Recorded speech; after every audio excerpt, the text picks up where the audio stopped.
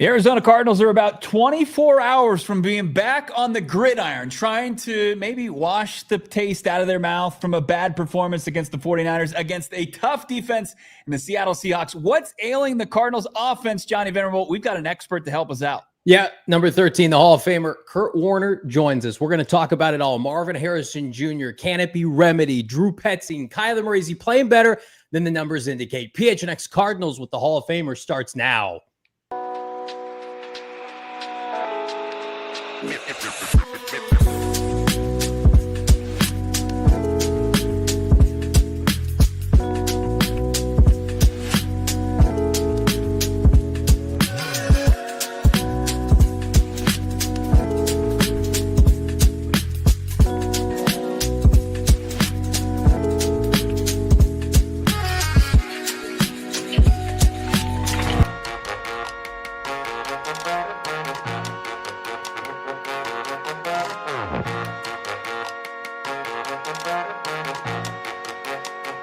Hey, welcome in. Live from Studio K, presented by our friends at Circle K. It's the PHNX Cardinals podcast with Kurt Warner. I'm Johnny Venerable. He is Brack. Welcome into your number one Arizona Cardinal podcast. Like and subscribe. Leave us a 5-star. This episode of PHNX Cardinals brought to you by our friends at Bet365. Never ordinary. Download the Bet365 app today. We're not wasting any time, Bo. We're getting right into it. Kurt, we pre-warned Kurt off air that we're disappointed in the Cardinal offense, and we got a lot of numbers and statistics to throw at the Hall of Famer. But Kurt, you obviously watched the game Sunday. Cardinals struggled against San Francisco. They've had a tough time scoring points this year. Just kind of your overall assessment with what's going on with this offense right now. If you're going to look at the game on Sunday, I think you have to look at all the different parts. And I'm not sure there was a part that played extremely well, is that they struggled to run the football. We all know what happened to James, and that's a bummer because I think he's really been the identity of this team, or what they want the identity to be, for a couple of years now. I don't think Kyler played his best game. I think he missed a number of throws that he normally would make. And then there was a number of drops on the outside. When he put the ball where he wanted to put the ball, there was a number of issues on the outside as well. And so, man, it's tough to have good offense when you don't have, a particular unit or position that plays extremely well. And I don't think they did that on Sunday. And so, you start adding all those pieces together, and that's what it was. It was a struggle to score points. It was a struggle to sustain drives. So you're hoping when you go out there, at least you have one or two of those units that are hitting on all cylinders, but they just weren't this past weekend. When we start to put the puzzle together, though, Kurt, of the 3 games we've seen from the Arizona Cardinals, nothing has looked easy offensively. Sure, they were able to escape with a pair of wins week 1, week 2. Have you seen a theme, though, carry on with this offense that could point to their main struggles? Well, I mean, I think, you have to kind of figure out, who are you as an offense? How do you want to hang your hat? And as I was saying, I think this team it kind of solidified themselves as a run-first team over the last couple years, and so I think it starts there is being dominant in the run game. But when it comes to the pass game, to me, the biggest thing is that, we haven't seen very many big plays in this offense. And it's tough to play in this business. And I don't care how good you are. We talk a lot about the Chiefs last year. Chiefs won a lot of football games. And they were the best in the league at long drives. But they weren't the best in the league at scoring points, because it's really hard to score points and score a lot of points when you have to take long drives every time. So a big part of, this league is the teams that score a lot of points are the teams that have the ability to generate big plays. And it can be run pass, doesn't really matter, but have the ability consistently, to create big plays. And that, to me, has been where this team has been missing. And so when you don't have big plays, now it comes down to efficiency. And it comes down to efficiency in all the different areas that we're talking about. And when you're not efficient, when you have to take 12 plays to score points and you're not efficient in one area, you're not going to do that very often. And so, I think that's what we're seeing right now, is that we're not seeing the creation or the big plays being made any way, shape, or form, whether that's a run game, whether that's Kyler creating some, whether that's big plays on the outside, whether that's by design or with guys making big plays. We're not seeing it.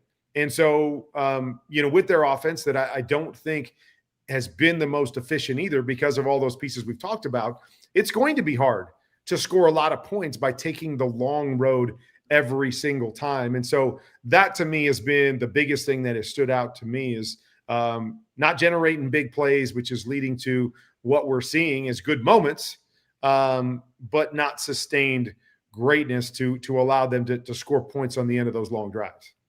We touched on it before the show. There's a statistic that's really kind of floating around with Cardinal fans, and I think it speaks to what you just talked about.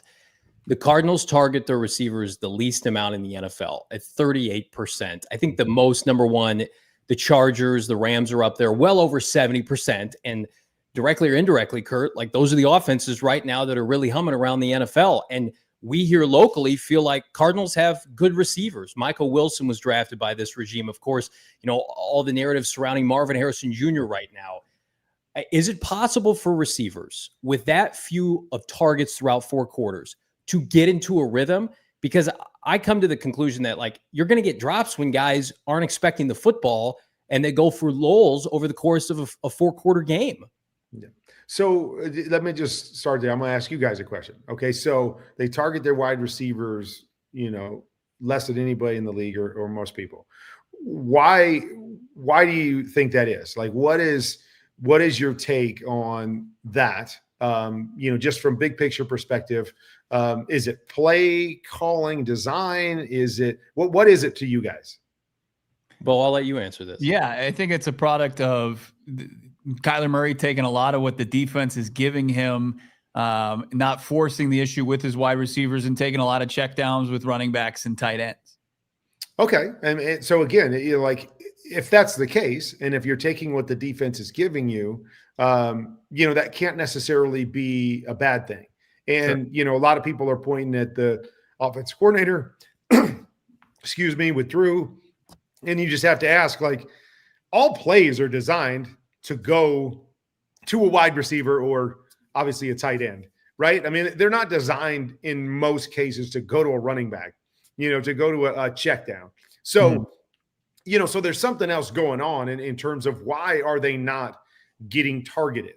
Is it they're not getting open when they have the opportunity? Is it Kyler not getting it to them when they're open? But I don't think it's because they're not designing plays for their guys, because when you design a pass play, it's designed to go to one of those guys on the outside 90% of the time. And so, but I mean, I think to your point is that, if you're not expecting the ball to come to you, you can be surprised when it does come to you.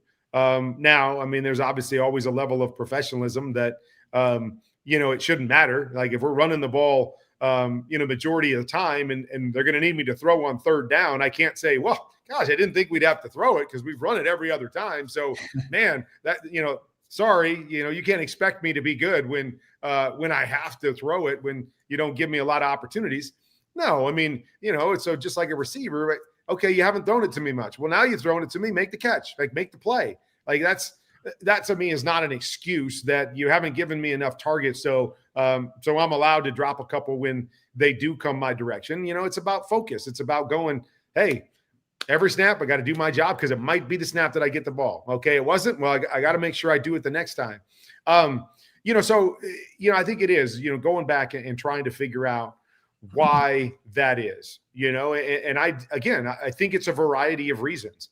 I think there are times where their receivers aren't getting open or aren't fast enough into their routes. There was a deep over that they had called that was, designed to go to Marvin, and he was on the backside. And as he was trying to get into his over route, he ran into, a linebacker or a nickel defender or somebody. And so now he's stuck on the backside and never gets to where he needs to be fast enough.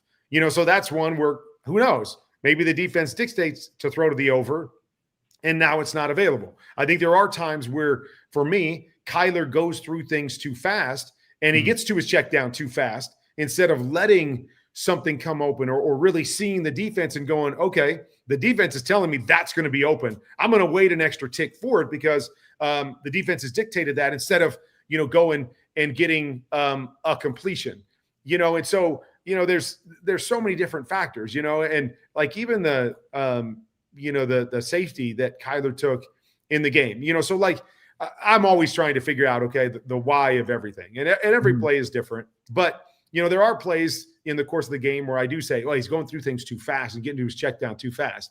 So then down on that play, his feet are in the end zone, and they call a play that's actually a man play. It's double deep crossers, which is designed specifically for man coverage. And they got zone coverage right off the bat. So that was one to me where, as a quarterback, I'm going, okay, I'm down in my own end zone, and the play is designed for man, and I got zone. Get it to my check down quick, right? Because I don't want to hold the ball in the end zone. I don't want to try to wait and hope one of these plays comes open against zone. Let me just get my check down in that situation. And obviously that one, he held longer and tried to create something, and then it led to the safety. And so I'm always trying, and again, I don't have the insight. I didn't talk to Kyler. I don't know what the answer is. But, some of those things that I watched through the course of the game, and, sometimes it seems almost backwards to me in that regard, is like, hey, this one, defense, hold on to it just a tick longer, try to get that big play. And then in certain situations, hey, check it. If it's not there, go get your completion, get us out of, the shadow of our own end zone, and let's, kind of live for another day. To kind of piggyback this conversation, we talked to Kyler Murray at his, weekly press conference, and he'd said he's facing a ton of too high safety looks, and, the game plan's usually to force them more into a dink and dunk. And he's been taking that. As a quarterback, is there ever you walk that line of taking what the defense is giving you? Do you ever force the issue? Is it ever taken on your shoulders that you have to force the issue to make those big splash plays? You're asking a guy that threw a lot of interceptions.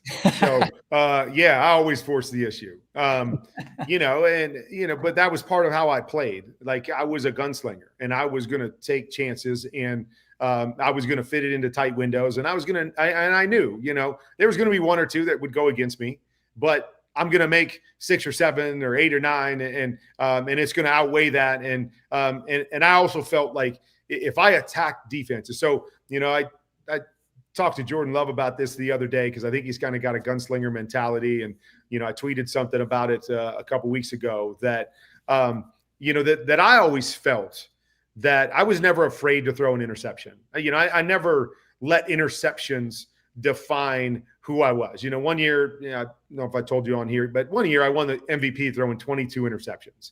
And my son always laughs at me. He's like, Dad, come on, man. You won the interception throwing 22 interceptions. And I'm like, I won the interception on every throw outside of those 22.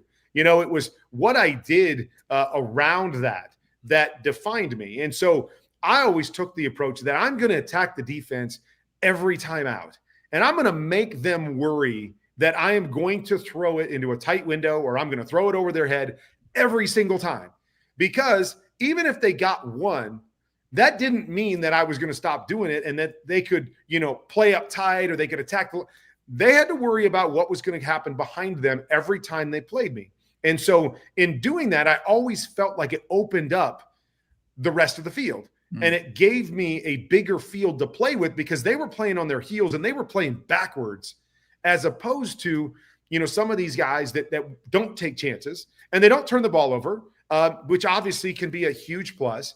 But these defenses start to play downhill, and they start to shrink the field, and they start to play more aggressively. So even if you're throwing the short ones, there's not as much space for the short ones to take it and do something with, because everybody's playing downhill. And so there's different mentalities that different guys have. And that was my mentality, is like, I didn't care how many interceptions I threw. I didn't care what people talked about, because what I wanted to do was make plays and win. And I wanted to threaten the defense. And I always felt like if the defense was worried about me attacking them, that was always going to be a benefit for our guys. Whether I was handing the football off, throwing it quick, or attacking down the field, it was going to give us an advantage. And so I never played with the constraints of, a mistake a game, an interception a game, or whatever was a bad thing. That's just not how I played. because I had belief that I would make more plays than I made mistakes, or at least most games that would be the case, right? You guys watched me play. There was games I threw 5 picks and lost the game for my team. But I was like, that'll happen one time, right? And I'll make up for that with the other 15 or 16 times I play. And so that was just my mentality. And so I think sometimes you have to take on that mentality as a quarterback. And again, not be careless and continually do dumb stuff, but have the mentality that, man, if I get a window here, I'm ripping it. Like I'm taking that chance and I'm putting the pressure on the defense, because ultimately I believe that's going to help us in the long run as an offense.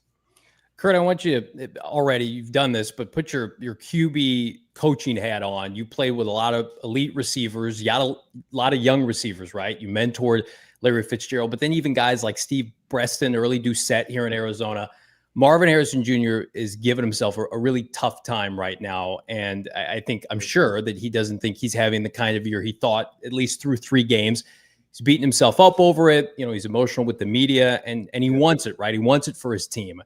And for whatever reason, whether it's the offense, whether miscommunication with Kyler Murray or Marv himself, it's like it's not gelling right now. How would you get Marvin Harrison Jr. back on track, knowing with what you've seen him from a collegiate standpoint and then his elite traits at the NFL level? Yeah. I think what I would do is I would step back and ask myself the question first is, what does he do well right now? Like, where is he excellent right now? And in starting there, I would start to develop my offense, or at least right now, simply around what he does well. Like the natural thing in this day and age, we can go back to Larry Fitzgerald. And, when I was playing with Larry, there were a number of times where I, go to Todd Haley and I talk with Larry and I'm like, hey, Larry, and if we can move you around and move you inside and do some different things, like we're going to have better chances to target you and attack a defense. And for the majority of the time I was with Larry was like, nope, please don't. Leave me outside. I'm more comfortable out there. There's too much going on. It's really fast inside. Just leave me out here. And I'm like, well, Larry, they can double you out.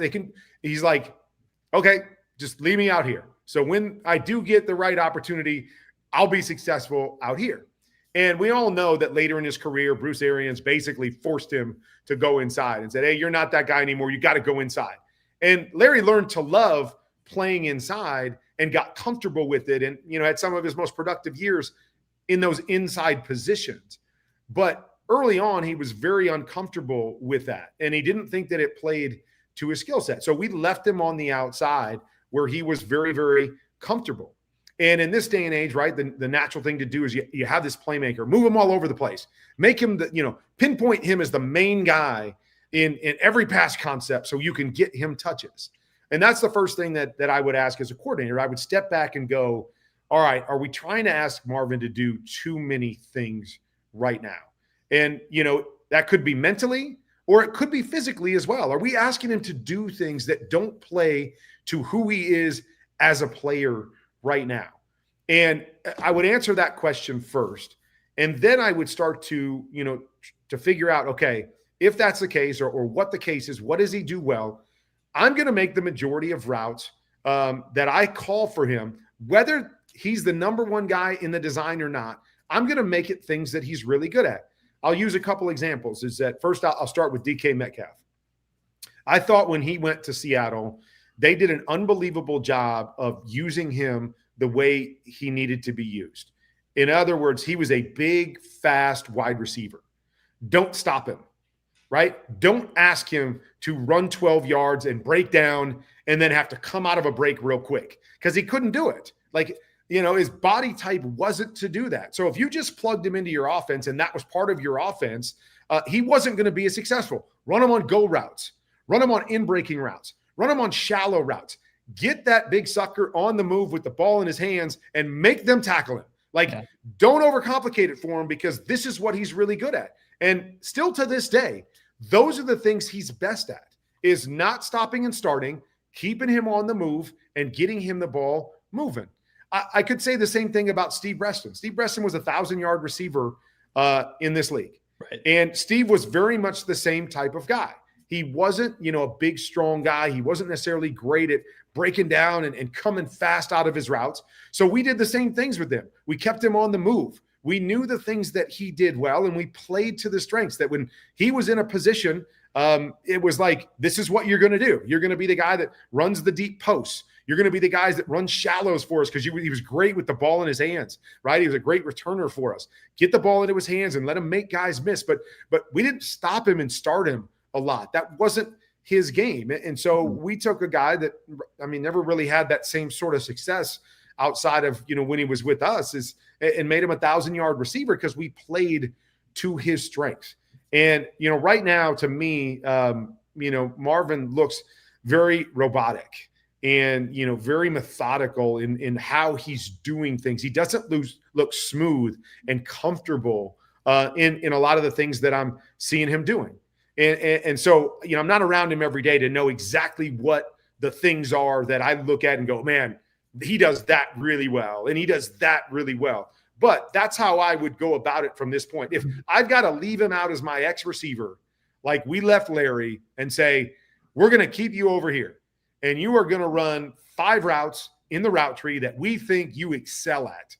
And we're going to keep you over there. And I know, we might not get you targeted 12 times a game, but my hope is when we target you, it's 5 or 6 times and it's doing things that you do well. So you have success, we have success, and we're gaining confidence as a unit, knowing, hey, when we go to Marvin, he's going to make that play. He's going to feel confident and comfortable making that play. And now maybe I'm way off. Maybe he's very comfortable doing everything that they're asking him to do, moving all over, playing in the slot, playing outside. And maybe, that's not a thing. But it looks to me like a thing. It doesn't look to me like he's fully comfortable playing and playing fast and playing reactionary football. And so that would be the perspective that I take, even if it limits our ability to target or focus on him. I need him to make the play and be a difference maker when we decide to go to him. Mm-hmm. And, in the meantime, the great thing is that we've got Marvin, right? But he doesn't have to be our go-to guy. That go-to guy has become Trey. Yeah. He's that guy. And he's got a great feel, and him and Kyler have a great feel for each other. So now I've got another guy that I can make kind of the focal point, right? And I'll go back to our team, right? I had Q. I had Anquan. Anquan was my underneath guy. He was that second level guy. He wasn't to take the top off a guy, but we could use him to complement Larry. So now we put Q and Larry on the same side and say, okay, now what do you want to do, guys? You want to try to double somebody. You want to try to do, okay, we got both guys over there. So we'll design our concept to Q and we'll allow Larry to be the complementary piece. And now it's pick your poison. And so that's how we developed that offense at the time. It wasn't just Q over here, Larry over here. They're our go-to guys, and we're going to ask him to do. No, we built an offense around, when it was Larry's thing, he was the primary on a concept. When it was Q's thing, he was the primary. But then the other guy was the complementary piece. So you take away the primary, boom, we're coming right back to the other guy who's a stud also. And so it's starting to build things that way around the strengths. So you've got a good playmaker. You've got a guy that can change the game for you as the focal point, but it might not always be Marvin Harrison right now. It might be one of those other guys or specifically Trey. Yeah, create those quality looks. Let's get back to your expertise, the quarterback position. What is it that Kyler Murray can do to help himself in this version of the Cardinals offense? Like, what could he do starting as soon as tomorrow in prime time against the Seahawks to really help elevate himself in the offense? Well, hard question to answer, just because I don't know, everything that he's seeing and feeling. One thing I brought up a couple years ago, and I think that he can always help himself with this. And it's a hard thing to do because I see it happen all over the league, is that, these quarterbacks that live in shotgun a lot when they're in drop back mode, there's not really a true drop all the time that connects to the routes that you're running on the back end. And so, when you're under center, a 3-step drop, connects to basically a 5-yard route by a quarterback. A 5-step drop connects to that kind of 12 to 15 yard range, 10 to 15 yard range kind of drop or route. And then a 7-step drop was really anything beyond that 15 yard mark. And so it was easy because I got the ball in my hands. And as soon as I said hike, the ball was in my hands and the timing could connect really, really well. Now that we've moved into the shotgun, we try to, simulate, okay, a 3-step drop under center is a 1-step drop in the shotgun, and a 5-step drop is a 3-step drop, and blah, blah, blah. But it doesn't work that way because you have a snap, and the snap can go in different directions, and you don't just have the ball in your hands, and it's not perfectly conducive to that. And so as a quarterback, you've got to develop a mental timing more so than a physical timing. If I'm going to tell you it's a 3-step drop every single time, that's not right because, a 3-step drop from the shotgun, well, if it's a 12-yard route, it is maybe a 3 and a quick hitch. Mm-hmm. But if it's a 15-yard route, now it's a slower 3-step drop. And now if it's even a little bit deeper than that, and I want you to take a 3 with kind of a long pause or a long hitch now. And so it's different. And a lot of these guys, I don't think have fully developed that mental timing because they never really played under center to figure out what that mental timing is. So they're trying to figure it out in the shotgun. And I say all of that to say, I think at times Kyler, and he's also, a smaller guy and quicker feet, that oftentimes he gets to the top of his drop too fast. And so by getting there too fast, what that does for a quarterback is when our feet get set, our mind says we should be throwing the football. Right. And so as soon as we get set, it's like, okay, why am I holding the football? Like I'm set, I'm ready to throw like, and so we talked about at times getting to the checkdowns too quickly is that sometimes I think he's set too quickly for the route. And so the route hasn't had a chance to get open yet. And he's back there going, I'm hitching. Like I should be throwing the ball, get the ball out of my hands. And he does a great job. I think one of the best in the league at finding his checkdowns and finding a positive play every time back. But I think that's one of the things that he could definitely work on is continuing to work the timing and understanding the timing that every drop he takes is going to be different and making sure that he's meshing the top of his drop with, and I don't want to say the top of the route because we always want to, win early. We want to be set early so we can throw it as soon as a guy, gets to the top of his drop or his route and gets into the spot. But the point is I want him getting set, right before he should be throwing the ball to his first read. So it times up perfectly in terms of my mind and my feet are all connected and they connect to the top of the route. And so now I'm not rushing through things and my mind isn't working faster because I've sped it up because my feet are ahead of the game. And so maybe that's the first thing that I would do is try to work that stuff a little bit better so he's more comfortable with the mesh point of top of route and top of drop. Last question for the Hall of Famer, Kurt. We live in an offensive league. The Cardinals have a defensive head coach in Jonathan Gannon, but he's more than that. He's a culture builder. And I think there was a lot of hope and optimism for this unit coming into this year offensively because the Cardinals essentially did run it back. These are by and large, the same players as last year. You're banking on development from guys like Marv and the next step for some of these complementary pieces. And the Cardinals through 3 weeks have gone backwards offensively. Now they've got a lot of football left to be played, but you've been inside a ton of locker rooms. Like how can a underperforming offense weigh on a team, especially when in the defense right now, the Cardinals defense is top 5 in the NFL right now. Just talk through your own experience, the pressures that come with that, because right now you go through like the hierarchy. You can't get rid of the players, right? So that's why there's a call for the offensive coordinator to perform better because we see it all the time. Atlanta just, I think, demoted or fired their receiver coach, and Tennessee's coach has done calm plays. Like there's a sense of urgency in today's NFL. Like you can't be a bad offensive product. Yeah. I mean, and I think it goes, both sides. I don't think you can be a bad product on either side. And, but I think we also know there are definitely teams out there that are stronger on one side than the other.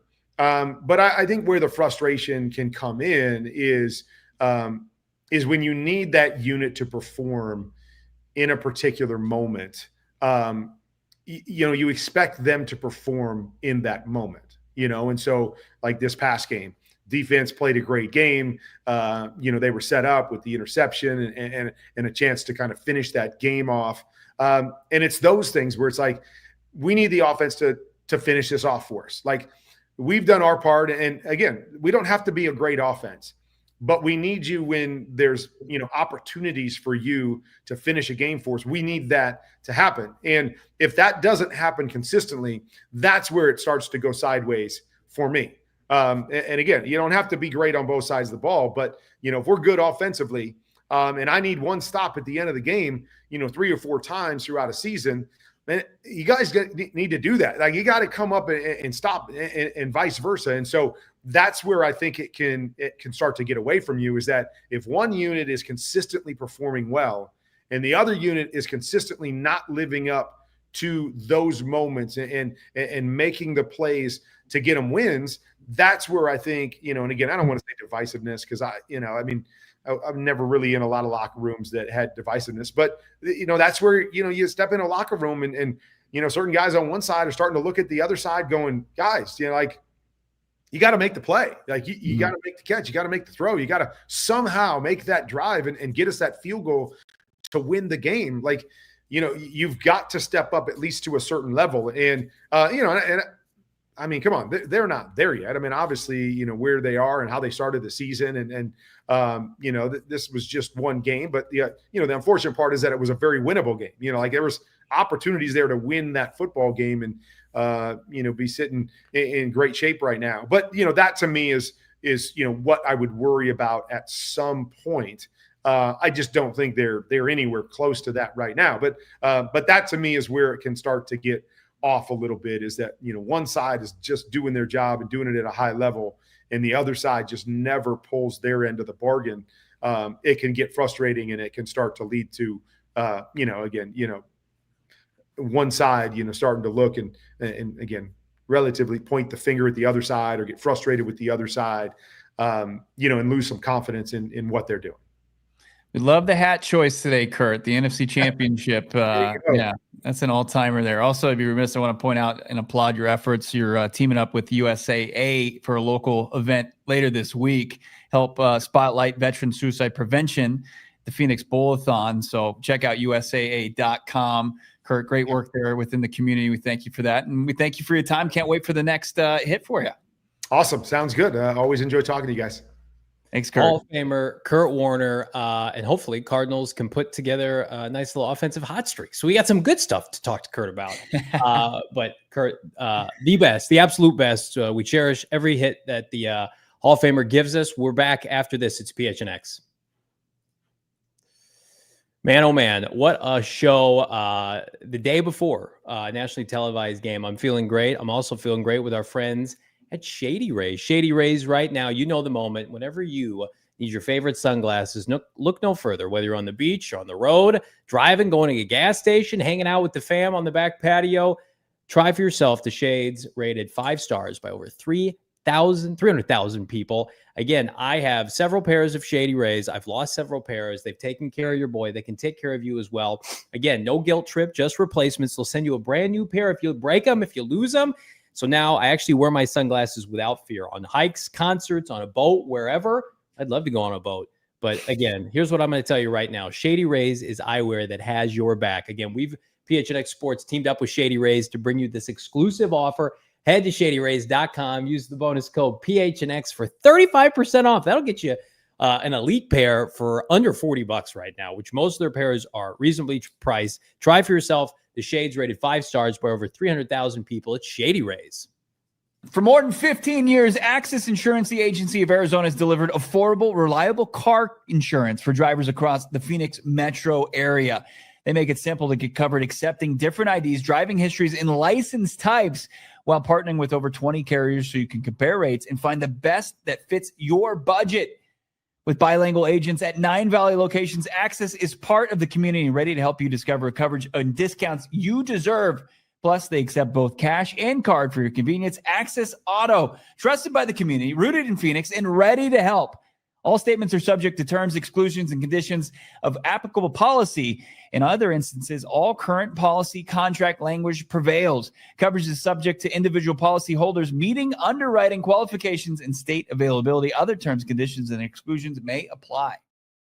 Unbelievable stuff from the Hall of Famer, Kurt Warner, talking about the Cardinals offense from his perspective, his opinion, which is pretty much unmatched. Unbelievable stuff. Make sure you're liking this video. You're subscribed to PHNX Sports. You become, of course, a supporter club, which is going on. You can drop the emojis in there for the low price of $5. That's right. For the real ones out there, true sicko level stuff, become a supporter. $5. Just under $15, you get the access to the emoji. You're going to get access to in-show polls exclusive to the supporters. But, Johnny, you're talking about it all the time. How do you support PHNX? How do you support PHNX Cardinals? This is the best way to do it, and it's not going to cost you very much. But, Johnny, on this day is like 24 hours from another Cardinals game. I wanted to talk about something that's important to me, address something it's heavy on my heart. Yeah. And Noah, if you would. Here in the desert, innocent wide receivers are starving for targets, starving for catches, starving for an ability to make an impact. Wideouts are being targeted at an all-time low. Every Sunday, and more than likely Thursday night, talented athletes are running routes in vain, and you can help. For just one play, a call, a drive, you can provide a wide receiver in need with the football they deserve. Please, Drew Petzing, Kyler Murray, don't let another wideout go hungry. Feed them before it's too late. You may say, this doesn't impact me. We can still win with a stout run game and defense, but it impacts family members. It impacts that guy at work's fantasy league. It impacts Madden ratings. For every running back or blocking tight end that gets a catch, a wide receiver goes to bed hungry. And wide receiver neglect. Throw the ball. Thank you. I'm emotional after watching that. Unbelievable work.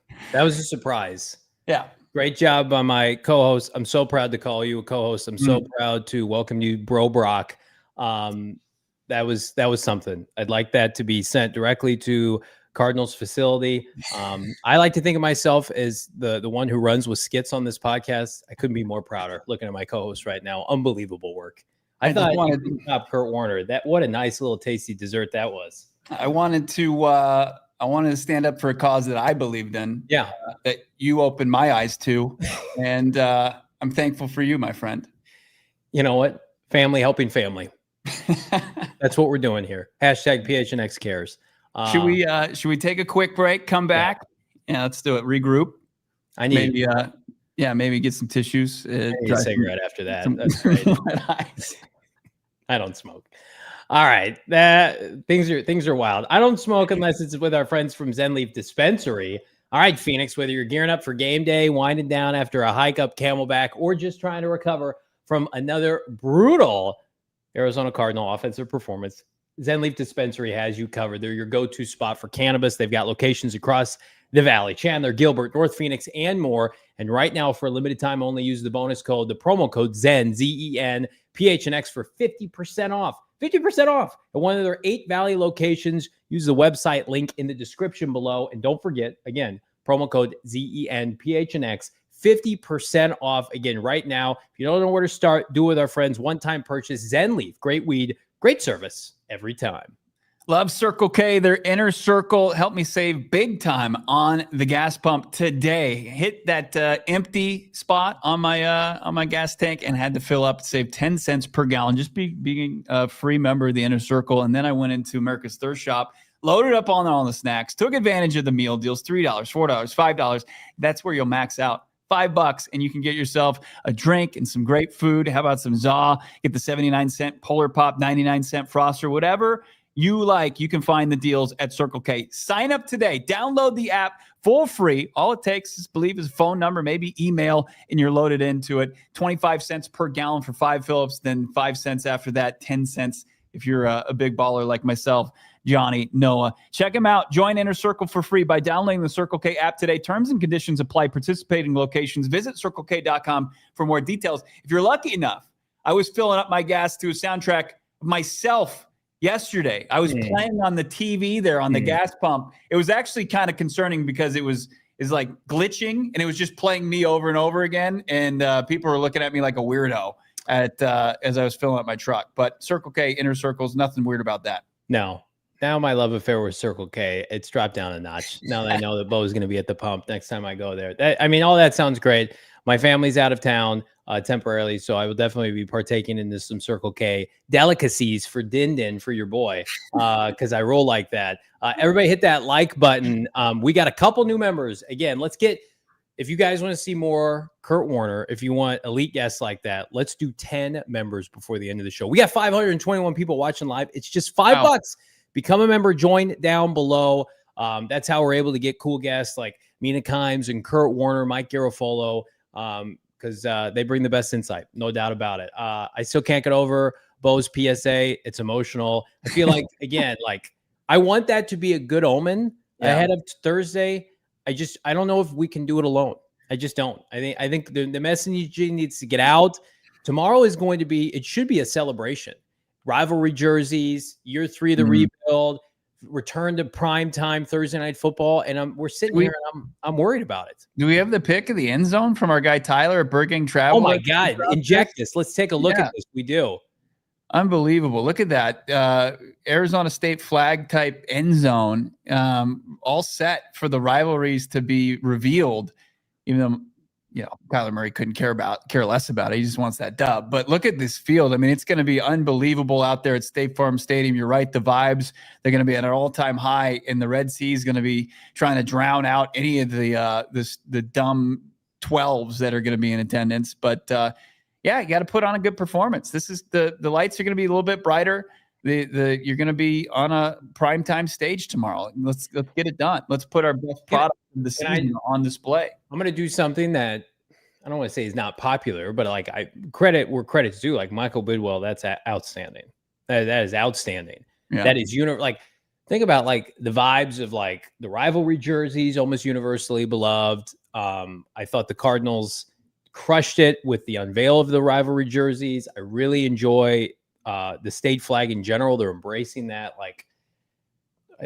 We got one thing standing in the way of just peak football right now. And that's why that's kind of was my point to Kurt. It's just you can have great vibes all around, but I will push back just a little bit with Kurt. Whereas we're in an offensive league, and you mentioned it in your PSA, fantasy football, people, if Marv was a corner that was taken, it would get attention, but not like this, but because people have Marv on their fantasy team and people are invested from his time at Ohio State, and the offensive component matters, and it matters to casuals to this team, not people in this market, but people who are just NFL fans, what's going on with the Cardinals offense? Yeah. I talk about this story. My brother-in-law texted me last week, and he's like, what the hell is going on with Marvin Harrison Jr.? Is this a joke? Why is he only getting so many targets? Why can't they figure it out?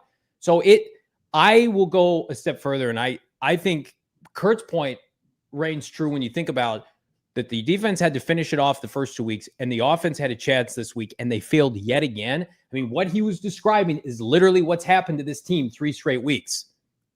It's tough, right? You don't want to create, clicks or defense versus offense, and we're holding up our end of the bargain. You got to go out there and make a play. And it seems like the players are saying the right things. You want to hear more from your play caller on the offensive side of the football instead of we're just going to continue to do the same things and the ball is going to go where the ball needs to go, what the defense is going to give you. But, also what it's pointing to, especially with it being prime time or just the understanding, what factors are involved here is it's an entertainment league as well. Mm-hmm. And you can be good at the football stuff. You have to be in order to just completely ignore the entertainment factor of this, you have to be really effing good. Yeah. And 2-1 with subpar, offensive performances that you can't project out for sustained, consistent winning. It's not good enough. It's not in a good enough spot for that. So if you're going to take away and you're going to crush somebody's fantasy team, week in and week out, because hey, that's what the defense is giving us. Like, you have to play into some part of, like, this is an entertainment business too. And, it also could help, where you're ailing offensively and help, your inability to really get the wide receivers involved in the game plan. Again, reminder, become a supporter down below. We got almost 600 people watching live. We appreciate everybody. Yep, the real ones here. Hammer that join button. We would appreciate it. We're going to call out all of our supporters at the end of the show, as well as any super chats that you have. I'm going to turn it back to my co-host here. We're going to quickly go through the injury report, and then we're going to get on to game predictions. Bo, does it look like much of the same like last weekend, or is there some hope with Paris Johnson Jr.? Yeah, maybe a little bit more encouraging, but it's like also Paris practiced in a limited capacity all week last week. Like, there were no red flags that Paris Johnson Jr. was going to miss last week. And then, you hear, leading up to the game, he's going to be inactive. And you're like, what the heck? Do we have the footage of Paris out here? He's working with Isaiah Adams, and they're just pushing a sled around. This is encouraging to me, right, Johnny? I mean, nothing on his knee. He's pushing a sled around, looking like normal Paris. He's even doing a little extra. What's going on, Isaiah? You take a little rep off. Isaiah bust.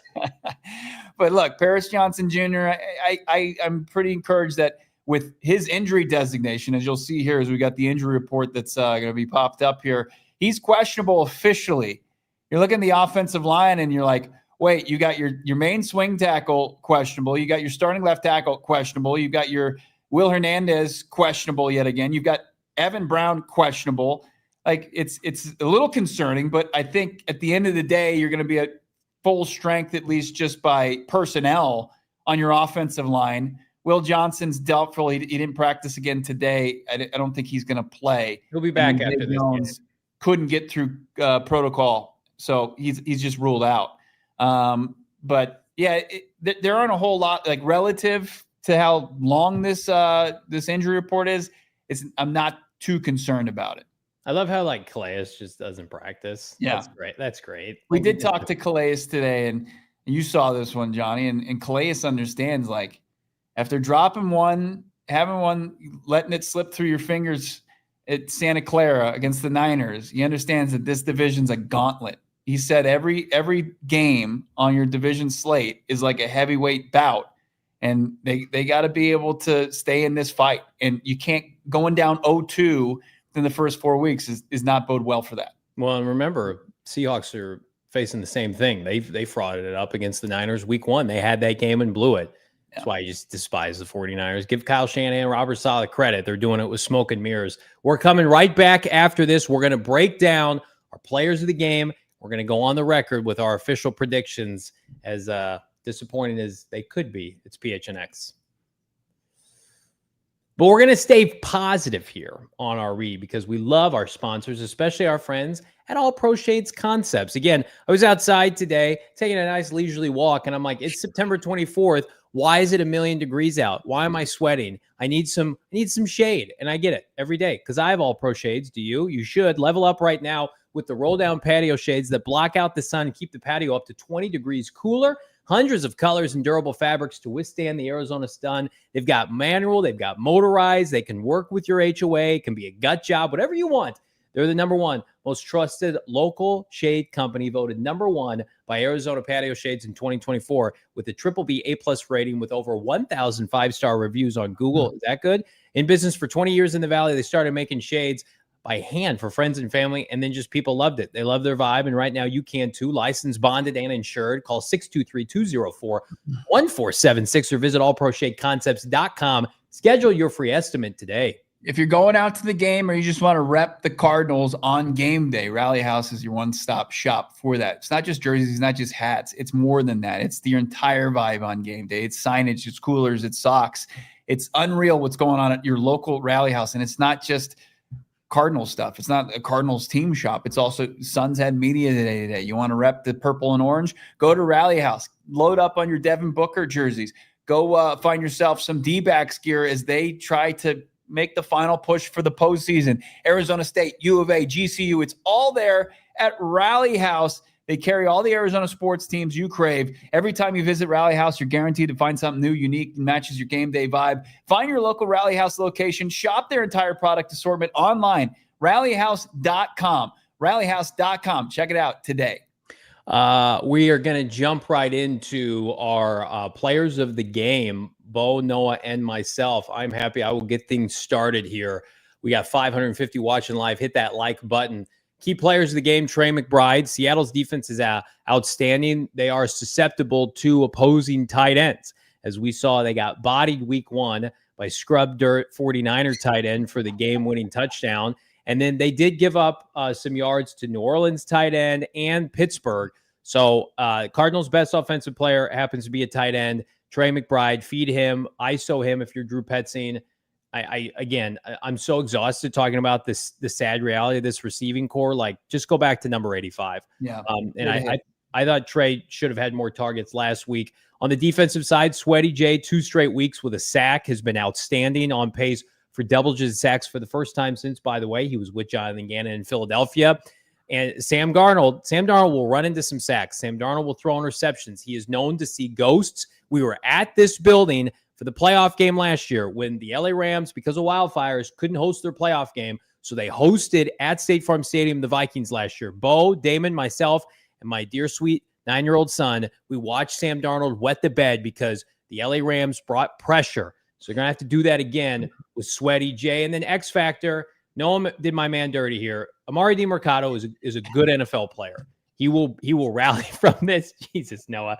And I think he will have an impact in this game. This is somebody that looks good in limited time running the football. Trey Benson cannot carry the football 30 times. Yeah. DiMercato needs touches. And I think, again, as a runner, I think he does well in space. I'm anxious to see, are they going to use Bam Knight or Michael Carter? But I've been courted. DiMercato's a good player. I'm not going to let that one drop ruin his reputation as an undrafted gem of a fine, Bo. Just downright nasty, dirty work what our producer did to Amari DiMercato. Dirty boy, Noah. It was such a big play in that game. Yeah, we need Amari to get back on track. I like it. I do like it. I think Trey, like you said, playing the hits, that's what I did with my key players of the game. I went for a second consecutive week with the franchise quarterback. You're like, Bo, you're chalk. You're the least creative person I've ever met. You're just saying the franchise quarterback's going to have a good game. But look, Kyler Murray did not have his best performances against Seattle last year, and it cost the Arizona Cardinals. Actually, they turned Kyler Murray over more than any other team did last season. I know, at least within the division, Kyler Murray, those 2 back-to-back picks in the home game against Seattle, and then a crucial pick 6 on 4th down up in the Pacific Northwest. Kyler Murray needs to take care of the football, and he needs to do something to elevate this offense. If it's not getting the ball to the wide receivers, he's got to make some plays. Like, you don't want the infrastructure to be like, Kyler Murray, go play hero ball, but you need him to do something to kind of jumpstart some things. I'm looking for K1 to have a primetime performance tomorrow night. As far as the defense goes, you talked about getting pressure on Sam Darnold. What happens when Sam Darnold gets pressure? He sees ghosts, he makes mistakes, he turns the ball over. He's only been sacked 3 times, but I like what I've seen from Max Melton in the defensive secondary. He was posting on his Instagram. He's got a couple game balls under his belt, not lighting up the box score, still looking for that first career interception. Could it come tomorrow night? I like Max Melton as far as their best cover corner on this defense. And then you mentioned Trey McBride as your offensive player of the game. I'm going with an X-Factor tight end, Elijah Higgins. Love what I've seen from Higgy Bear. Could they be susceptible to tight end 2 making some plays? I like 84 to be an X-Factor tomorrow night if this offense can get going. I think Higgins has looked good. Again, I'm not going to sit here with Bo and be like, hey, let's get Greg Dortch involved. I think Greg Dortch is a good player. I think we're being realistic. We're using the tools that are available to us, backs and tight ends. So we're not going to be naive until further notice and think, well, this is, I see people on Twitter, and God love them, Bo, they're like, this is going to be a game where Kyler Murray throws for 350. And it's just like, not in this offense with this coordinator. You got to show me. I think, and also how Seattle plays defense. Right. Like, they don't want you to beat them deep. One thing I think will be interesting, maybe a little wrinkle with the Zay Jones being out. You're down a receiver. You could have an active Xavier Weaver. Actually, I anticipate that. Let's go. Could he be a guy that gets some packages to where you just run him deep and just see if that shot downfield's there? Zay Weaver, that would be welcome. I mean, why not? Zay Jones, I'm sorry. I know you have a concussion. That's unfortunate. You dropped a pass last week. Get somebody else in there. Let's try something different. We're trying something different. Our producer, Noah, I can't wait to see this graphic. Let's go, Noah. Here we go. Here are my key players for this upcoming game. For the offense, I picked not available because the offense in real life has been not available. And my pick will stay this way until the offense wants to make some plays and win us. I respect that. It's not a wrong. You're not wrong in that approach. Thank you. You're actually as right as anybody's ever been on this show.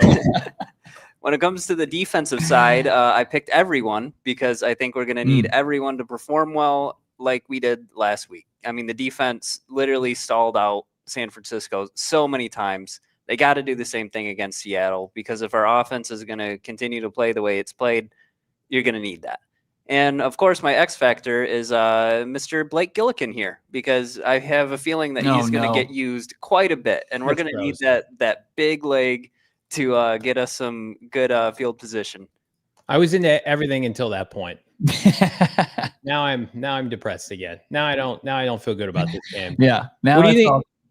What do you think about Chad Ryland? You think there's any concern with Chad after having that field goal missed to begin the game last week, or is it just? It was a bomb. It was 57 yards. Yeah. I mean, I still like Chad's big leg. I think he's a guy that they have a lot of confidence in from deep, and he's got to make those. But 57 yards, I'm not going to crush a guy if he misses 2 more. Yeah, I'm going to be mad at him. Like, hey, get somebody that's going to convert on those because scoring chances are just too far in between for this offense. But no, I think Chad's going to be fine. He's not low on confidence. Saw him strutting around. A lot of swag for a kicker that guy has. So I like Chad. I don't have any issue with Chad Ryland at this point. What is he, 6 for 8 on the season so far? He had the one block and then he missed the 57-yarder. Let's take a look here real quick before we go to OT. Here's Jonathan Gannon on Trey Benson taking over for James Conner. Yeah, I think it's just the instincts of, if you're still behind the line of scrimmage and it's getting late in the down, as I always call it, there's a clock in your head. You got to stick your foot in the ground and get dirty yards and not, look to maybe hit a home run. Defense is closing in on you. So I think he's really done a better job this year of being decisive and putting the ball where it needs to be put. And if there's a guy standing in the hole, so be it. So like I said, I'm looking forward to him running the rock tomorrow. And let's follow up with Trey Benson and how close he thinks the run game is to getting back on track. It's right there. That's all I can really say. Like on some of the runs, it'll be like just one person, that it was unfortunate, but it's we one block away every single time, most likely. Okay. I've been of the mindset since I saw him last year. I think he will be better when it's his backfield. I don't think he's a complimentary back. I don't think he's a change of pace back. I think that's why we saw Michael Carter be more effective with James Conner, or even like a DeMercado. You can't come in the NFL and demand like, this is my backfield to James Conner. But I do think that he can average 4+ yards per carry in this offense when they run the ball like we know they can. Now that it's a bigger conversation to say, what's wrong with the offensive line? Clayton Adams is gone. Why can't you run block anymore? Like that, James Conner was not getting yards behind this offensive line. I do think Trey is built to be able to be a starting caliber running back. Like, do I like Cam Scatterby more? Yes, I made that known. But this guy was a top 70 pick. He can play. I like Trey Benson's size, his skill set. I think it's what you look for in a running back prospect. Yeah. And the opportunity's there. I do want to point one thing out before we go overtime, and we can't play the video back, but his blocker is right next to Will Johnson. If you looked over his left shoulder on the whiteboard, there's a 4.7 that's on the whiteboard. 47th overall pick. If you think Will Johnson, once he gets back, I mean, what's not to like about that guy? Well, he'll play against Tennessee. I mean, they didn't put him on IR to miss 4 games, and he hasn't been. Has he been practicing, or has he been limited? Will Johnson hasn't been practicing. Okay, so I mean, he's gonna have 10 days off. He's gonna have Friday through the following, Saturday. And you may not even need him against. Hell, you may not need him against Tennessee. I don't know. Got to win would do wonders for this team. We're giving our official predictions now as we go into overtime. Welcome to overtime. I don't like that. We got 14 super chats here on a football preview show. But thanks to everybody. Again, hammer that like button, become a supporter. We love everybody here in the chat. For those of you who may not know who we are, I'm Bo. That's Johnny. No, I'm Johnny. That's Bo. We do a daily Arizona Cardinal podcast, and it's #1 in the world. Let's break it down. Here are our game predictions. I'm going to get us started. I'm going to be a negative boy. I think the Cardinals. What? That's not my prediction. Is that my prediction? No, I don't think so. I don't think those were our predictions. The scores weren't updated, right? I don't think so. All right. Bo's going to update. Very optimistic predictions. Spoiler alert. Less optimistic predictions coming from your host of this show. As much as yes, I think there are paths to victory for the Arizona Cardinals. Like the more we get closer to this game, it's not as like a Herculean effort to get it done. You need to play clean offensive football. You need to be able to generate offense and points. I really like where the defense is, and I thought they hung tough defensively against Seattle last year. Yeah. Like Geno Smith was the guy that was the quarterback that beat him twice last year. Sam Darnold, is he a big upgrade? I think he's an incremental upgrade at best. Okay. You look at his numbers; they're pretty pedestrian. 4 touchdown passes to 2 interceptions. Like this is a guy that they had a good game plan for last year when he was playing for the Vikings, and they had 3 pretty solid quarters against them. And then him and Justin Jefferson were able to take advantage of a beaten down defense that was on the field too much in the second half. Can you finish the job against Sam Darnold? And can your offense help complement, and finish it for you? Let's jump into some of these super chats. Dana, $5. Ball nowhere. Timing off in timing-based offense. Route doesn't match the drop back. Bad run blocking in the first play calling off in a run first play calling offense. So basically everything's broken. I feel like that's and that. Well, yeah, and that's similar to the comments when I said, hey, what can Kyler Murray do to right? Yeah, and that's what Kurt Warner went into. I mean, as far as that timing, whether you're shooting out from under center or you're in the shotgun, something's just a little bit off, and it's causing potential just misfires here with the passing attack. I also think Kurt was pretty emphatic. He's like, what are they? They're not doing anything particularly well right now. And I think that's been an argument you and I've made. Like, what does this offense do well? Like, Trey's a really good player, a great player. That's about it. Josh, $5 for Kurt or Bo and JV. Why does it feel like this team plays to not lose instead of playing to win 3 weeks in? And that's all I see. I think Gannon is aggressive. I love going for it on 4th down. There have been instances where they've gone for it and I've agreed with it. So like in-game scenarios, I commend JG. You are right, Josh. They have been very conservative to end games. I think part of that is they would tell you, we believe in our offense, but you also have to, you have to feel the flow of a game. If the offense for 3 straight fourth quarters looks like ass, and you're like, hey, can you guys just go out there and get us a first down? Right. We're going to be super conservative on 1st and 2nd down. We all knew they weren't going to pick up that 3rd and 9. Even though Zay Jones dropped it, and they would tell you, well, no, it's on the player to execute. No one has confidence right now. And I use the example from Monday Night Football, Dan Campbell, 4th and 2, went for it, Amon-Ra. It's just that some teams feel good about their ability to close games out. The Cardinals, because they have no flipping juice in the second half, it's impossible. You want to get at the predictions and put the rest of the super chats on hold? Okay. Yeah, let's get into our predictions here. Clean sweep. No, once again, not making any friends in the chat. We'll start with yours. Your lopsided. Are you in prison? No. Where is no. I'm looking at Drew Petzing on the other side. Got it. I'm out on Drew Petzing until further notice, and I see. I mean, if we're seeing, let's think about this. What do they tell you about if you're with a married couple and they fight in front of you? What does that mean when we're not around? What does their home life look like when we're not around, right? They use that example. Same thing with kids, trying to parent kids. If I see Michael Wilson and he's frustrated publicly, and I see Marvin, he's frustrated publicly, and Gannon's having to defend Petzing and things are tight and irritable, what is it like in that building right now? I'm going to guess not great. And I think the defense is going to play well again, but they can only do so much. And Seattle, as much as I don't love their personnel, it's better than Mac Jones and Ricky Pearsall and an old Christian McCaffrey. The Cardinals have always had a tough time stopping Kenneth Walker. I need a reason to believe. And I'm not sitting here being a hater. You have lost 5 straight games to teams with winning records. You're 2-9 in your last 11 games. You can't score points. And this is the number 1 defense in the NFL. Listen, I hope they use the us against the world, but these are self-inflicted problems. You don't have a bunch of injuries like other teams. You're playing at home. You've earned a Thursday night game over the course of this rebuild. And now, they're going to squander it because they opted for the most milquetoast vanilla approach offensively. And it's biting them in the ass right now. Yeah. The response is going to be so key after such a deflating loss on Sunday. Not only just overall from the team standpoint, but also those wide receivers that made key drops. We poke fun at the Amari DeMarcado thing, Marv.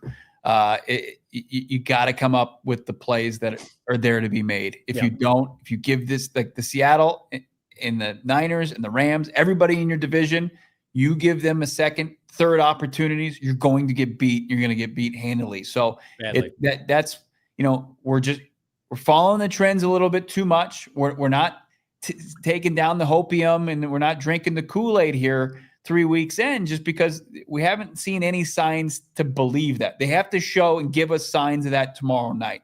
That's why somebody's saying in the chat, we're going to be eating crow. I hope so. Yes, I absolutely. You do a Cardinal show every day. I want to be wrong on this. And it's just, this is how I see it going down, where it's going to be a low scoring affair and it's going to be a bit ugly. It's not going to be great football. It's on a short week. You very rarely see clean football played in these Thursday night matchups. So that's why I've got mine. I've got the Seahawks edging out the Cardinals 20-17. We joked for our audio listeners. Noah's got the Seahawks 41-17. We're looking for a new producer. And then Johnny, yours is if you want to go through it real quick. Yeah, I had 24-10. I mean, the advantage for a home team on Thursday Night Football is immense. That's a benefit to you. Like the NFL gave the Cardinals this game as a benefit. Like, hey, you get to play a Seahawks team on Thursday Night Football in your building, and you're going to be a rivalry team. I'm going to be so depressed. We're going to have full coverage tomorrow. We're going to do pre-halftime post and a watch along. Yeah, whole game. You get us. Yep, for better or worse. Jonathan Gannon has risen to the occasion on games with spotlights, and they haven't won all of them, but they don't embarrass themselves. If they get embarrassed tomorrow, the Drew Petzing chants are going to magnify, and JG will hear the first kind of significant criticism from this fan base universally, because you can lose on the 12 o'clock slate, you can lose at the 3 p.m. or the 10 o'clock slate and the 1 p.m. slate. This fan base has been desperate for primetime games. They want notoriety. They want to celebrate the players. You've already had strike 1 and strike 2. You've alienated Marvin Harrison Jr. and you've broken him as a franchise. And now if you get beat badly on primetime, people are going to be out on you, man. I'm not saying I will be, but it's just like, I've watched this team my entire adult life. Like, this is how it goes. You lose people, and it's really hard to get them back. And I know they'd only be 2-2, but man, you got to find a way to get this dub. None of us believe in you. Use that. Motivate yourselves. Be a fucking, competent NFL team. Good Lord. Sorry. Earmuffs. That's all you got to do. Let's get back into these super chats before Johnny cusses us out again. Here we go. Hey, we're in overtime. That's fine. Yeah, we are in overtime. Alex, I wish Kurt wasn't so media busy and he could come be our QB coach. I think he's a family man, and I'm sure he's enjoying quality of life. And again, the rigors of a coach is a lot. And so I would tell you, he is right where he wants to be. So right here with us. Yep. Let's keep it going. Is this Scott? Scott jumping in, $4.99. Thank you, Scott. I feel bad for Michael Wilson. He can't be sat on camera. Or what can't be said on camera is Drew's going to cost him millions with the lack of targets. He's a number 1 for some teams. I don't know if he thinks he's a number 1, and he should think that way. He sat on set with us and said, I'm disappointed I didn't have 1,000 yards this year. That's my biggest defense for Marv, Scott. It's like none of these receivers are getting anything. Yeah. And you can have a mutiny on your hands. You could. All these receivers like, I don't want to play for this scheme, this coordinator. I don't want to be here. I think if this continues, I think we're Marvin Harrison Jr. trade requests away this offseason. I think that's look, Michael Wilson is way better in 3 catches for 21 yards and a touchdown. Yep. Is he a 1,000-yard receiver? He's a productive winning player in this league, and you got to be able to at least elevate him to prove that. Jonathan jumping in, $4.99. Joined the show late today. Do you guys think we will try something different on offense tomorrow? Bo, I'll let you answer that. I don't think that there's was enough runway to put in new offensive philosophies or do anything that's going to be able to kickstart and really divert from the norm right now on a Thursday night. Now they get a mini bye. Could they start to try to evaluate things and critically look at that like after this game? Yes, but as far as tomorrow, I think that it becomes too tough. That's why it's very difficult when JG comes out and says, I'll never have a problem with the play calling, and they really like this offense. It's like you're leaving yourself susceptible as it continues to struggle. Illa Dre, $9.99. I just fell off my treadmill laughing so hard. Good one, Bo. We might have to play that once more time before the show's over. We'll definitely do that. How about our guy, Charlie Sinclair? Oh, happy Charlie Sinclair. Jim Harbaugh balls working out in LA and your Chargers are on a roll. Does JG belong on the hot seat if this offense continues to struggle and doesn't fire Petzing? Fair question. I think things get uncomfortable. I mean, and it becomes a big topic of contention, and then also like who do you pivot to as far as your next offensive coordinator, and that becomes a big decision as well. I don't even new quarterbacks, new coordinators. I can't believe it was September 24th. Can't believe we're talking about this. Charlie back to back. I wanted MHJ bad. Thank God for Monty saving the Chargers latest draft. Joe Alt and Lambeau Ladd, massive building blocks. Must be nice. I also think, you've got an elite head coach. Jim Harbaugh is your big get. I like Alt and Ladd McConkey. Fine. It's Jim Harbaugh. Harbaugh. That's a nice consolation prize. Marv would work with Jim Harbaugh. Yeah, and look at Paris Johnson Jr. and Joe Alt. They're up there in most blocking statistics as far as pass block winning. I like. It would have been nice to maybe put him at the right tackle spot. Chargers having him step up in the absence of their starting left tackle. Like you got to take Marvin Harrison Jr. probably 10 out of 10 times in that spot. It worked out. Yeah, I'll never right now. Never gonna come be Mr. Hey, Austin Ford, you screwed up here. No, we all wanted Marv. Reezy baby, $5.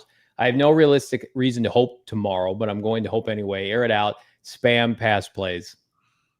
That'd be great. Hey, yeah. I've felt that way, Reezy baby, for like a year. Well, we'll see. Libertarian Sasquatch, $1.99. I have MHJ on my team. I sadly have to bench him. You and the rest of America, Libertarian Sasquatch. There's just he's projected for 11 points. And again, that's fine for a number 2 wideout on a lot of teams. This guy was supposed to be Julio Jones, Larry Fitzgerald, Mike Evans, and it's it's not happening right now. Good time Charlie's back. Charlie Sinclair, $4.99. Quentin Johnson, MHJ worked out in the offseason together. Maybe Q absorbed his powers. Give him back, damn it. I remember watching him in the pre-draft, Charlie, he was working out with Quentin Johnson back then, and you would watch them run routes, and it was like they weren't playing the same sport. Like MHJ looked so polished. Coaching matters. Can't deny it. We got all of our wide receivers look like they're going to cry. And then it's just then you're around Jim Harbaugh and you're like, I'm playing the best football of my life. Big Red 6, $10. Going to the game tomorrow in my James Conner rivalry jersey. That's awesome for my birthday and hoping that the team proves you all wrong. I hope that too. Yeah. I was at the Washington game last year, so it can't be any worse than that. It can always get worse. I've been doing this show for a long time. Mexico City, Seattle, 56-0. The defense is too well coached. They have too much pride. They're going to keep the game close. I have 0.0 confidence in this offense right now. Zero. I'm a little concerned, Big Red 6, about your track record. But look, you got to start somewhere. You got to change the narrative. And hopefully it starts tomorrow for you. Tomorrow night, 5:20 kick. Cardiac Cards, $199. JG on the hot seat if we lose Thursday. No, I don't think so. Jonathan Gannon will be the coach in 2026. Yeah. He should. I mean, will Drew Petzing be on this team by Thanksgiving, by Christmas, in January? Those are the questions we're going to ask. It's crazy how, this is the worst way to put it, poisonous supporting players, a guy as polarizing as Drew Petzing, it puts you in a tough spot. I'm talking about Jonathan Gannon. It's like that's the point. That's the theme of this week. Yeah. Think about we've had many conversations with Jonathan Gannon on and off air. And he is a very authentic person. He is not putting on a charade. And he admits when he's wrong. And he's a very sincere guy. And he is going to bat for somebody he believes in. So you can't, he has immense belief in his offensive coordinator.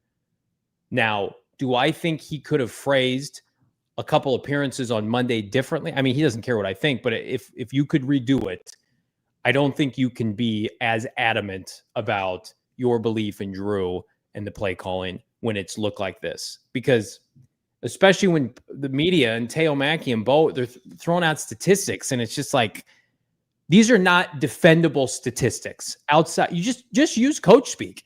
We're working on it. We're getting better. We're close, guys. Stick with us. Just do that. Just say that. Hopefully tomorrow. We need to play better. We need to coach better. Right. Just do that. To go so hard with Drew, Bo is correct. You're guilty by association. And then people are going to say you're the problem. Right. Gannon's not. He's a damn good coach, and he's being held back by his OC. I mean, everybody's got people in their life that, unfortunately, sometimes, I don't want to use the term drag them down, but I don't know. This is a very difficult situation for him to have to manage. Trevor, $4.99. May not win the division. That could change. Hopefully, old man Stafford balling out again. Niners finding a way, and Seagulls can plug and play quarterbacks. I mean, it's just an elite division. You can change that narrative a little bit tomorrow with holding your own weight and, getting the win at home against the division. You have to, if you're looking at, we said you couldn't get swept by the Seahawks. You lose tomorrow, you're in very real danger of that, because you got to go up to the Pacific Northwest, the undesirable, environment, hostile crowd, and obviously you got to deal with the elements. This is your best opportunity to beat the Seahawks, and you have to do it. I know what people are saying. I know what our predictions are. As far as the Cardinals and what the reality is, they come away with a loss tomorrow and are at 2-2, and where they stand at 0-2 in the division, it's a tough one. So yeah, the way people are looking at the division, you got 3 teams trending up and you got 1 trending down. Check out our power rankings. We break it down for you. Check them out here on PHNX Sports. Keeping it going. How about, Colin, how about hire Bruce Arians as your offensive coordinator? Is Bruce available? He is not. He's long retired. We've talked to him at Super Bowl, Media Week. He is enjoying retire. He got his Super Bowl, and he is hanging with his fam. But yeah, I mean, this is where peak Bruce Arians is just, I brought it up earlier this week. It's that 2015 team in his third year. You're just doing whatever you wanted. You just flipping own the league. And it's just that. You roll with Kyler Murray for 3 years after you get here. If you're JG, you can't be going backwards offensively. If you had drafted a rookie quarterback and you're like, guys, be patient. We're still building. We got JJ McCarthy. We got Michael. We got to get some reps. Kyler Murray's in year 7. You can't look like this offensively. Dana R, $2, 23 of 35 within 6 yards of the line of scrimmage by my count. I mean, it's a horrendous watch. I believe Dana. I don't even need to see those stats to realize that's what's happening. They're the worst offensive watch in the NFL right now when it comes to throwing the football. Yeah, I mean, yeah. I'm just saying Pittsburgh's bad too, but it doesn't make better. Doesn't make it better. We got a new member. We got 3. Yeah, Big Red 6. Happy birthday once again to our guy Big Red 6. Have a great B-Day and time out at the stadium. Rep that Rivalries uniform. And then who else? We got our guy or gal, West Bezzy, 145. Appreciate West Bezzy. And then Stephen Mitchell, friend of the program, came in earlier today. So we had a couple under the radar additions, not to this show, but they came in earlier. So we want to make sure that they get the love. Again, I know we plugged it a couple different times. We got 542 people watching live. Become a supporter down below. Hit that join button. Again, $5 a month goes a long way to helping us get to where we want to be as a company, especially with the slew of guests that we're very fortunate to bring on, like Kurt Warner, like Mina Kimes, like Baldy, like Mike Garafolo. So, everybody asks, do you have a Patreon? Do you have someplace where we can support the show? Right now, click and join for $5 goes a long way. So we appreciate everybody. Welcome new members. Absolutely, Deborah. Man, oh man, tomorrow is going to be one of the most, I would say, like, important days of the history of this show. It feels like you and I have been doing this show for over 4 years now, and we've had some big games. This feels like the biggest game to date that you and I have done together. It's a pivotal moment in the Jonathan Gannon era. It really is. It's you got to be able to show some resiliency. You've got to be able to show some adaptability and prove that the decisions that you've made and the things that you're gonna kind of emphasize and hang on to were the right decisions, and that you have an ability to come off of a tough loss and win a big division game at home in prime time. And, we're not going to be able – the team can't hide from it. We're not going to hide from it. We're not going to just, pop on the pregame, go away for, 30 minutes and then come back at halftime and then go away for 30 minutes. You get to see our reaction to this intense game all the way through. It starts tomorrow. What time? So 4:50 pregame show, 5:20 kickoff. Watch along the entire way along. Watch along starts at like 5:25. Yeah. Yeah. We're gonna be going, and you're gonna get to watch Johnny Venerable for the first time through 60 minutes of football. It's let me spoiler alert. It's emotional. It's intense. It's everything you probably would envision watching. And I swear tomorrow. I let an F-bomb swear here in OT. Am I allowed to swear tomorrow? Does anybody know? I think so. Yes, you can. Okay. Yeah, I think you're just not on with I don't think you're going to be on with our TV affiliates where they're like, you can't curse. Yeah, I'm sorry, Samsung, about my F-bomb. Please forgive me. No, this was an OT where anything goes. I mean anything. You've been suspended. Don't joke like that. Hit that like button. Subscribe to PHNX Sports. I just got word from the FCC. You're gone. Don't stop. You've had enough. We had enough problems here with this offense. Drop your predictions in the comments below. Again, I need them.